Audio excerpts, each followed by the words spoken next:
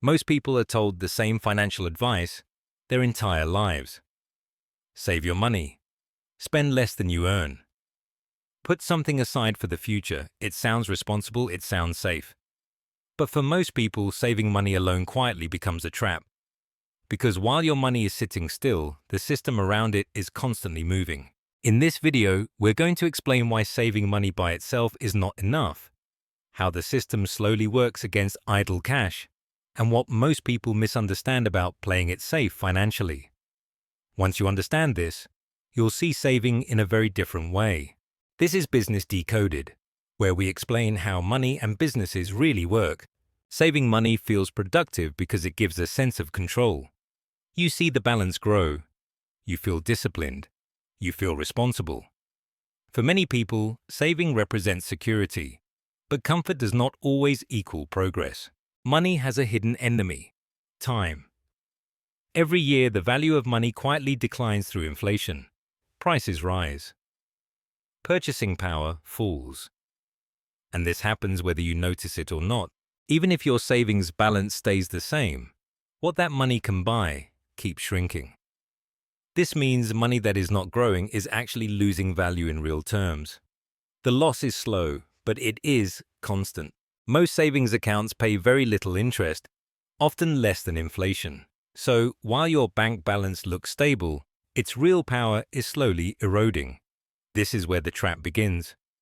Saving protects money from being spent, but it does not protect it from losing value. There's another problem most people overlook: opportunity cost. When money sits idle, it is not participating in growth. Every dollar that stays inactive is a dollar that is not learning, not expanding, and not compounding with the rest of the economy. While your savings remain unchanged, businesses are expanding. Assets are appreciating. Systems are compounding. Companies reinvest profits. Markets reward ownership. Capital flows toward growth. But savings accounts remain largely static. Over time, this creates a widening gap between money that moves and money that waits. The longer money stays idle, the more opportunities it quietly misses.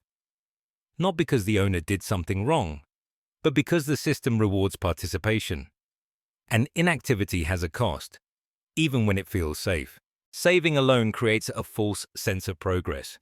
It feels like you're moving forward, but in reality you're standing still while everything else moves ahead.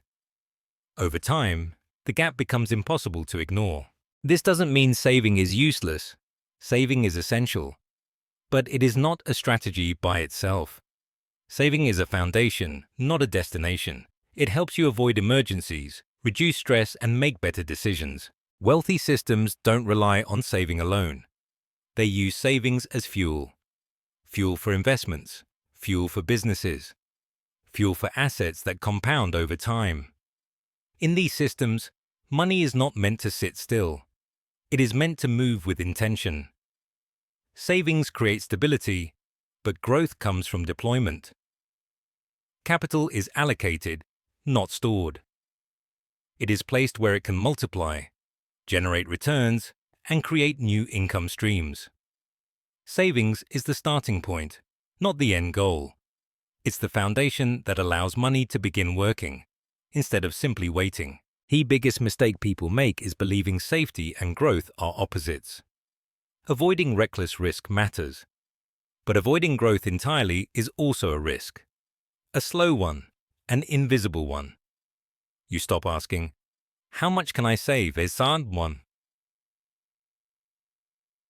start asking, "What is my money doing?"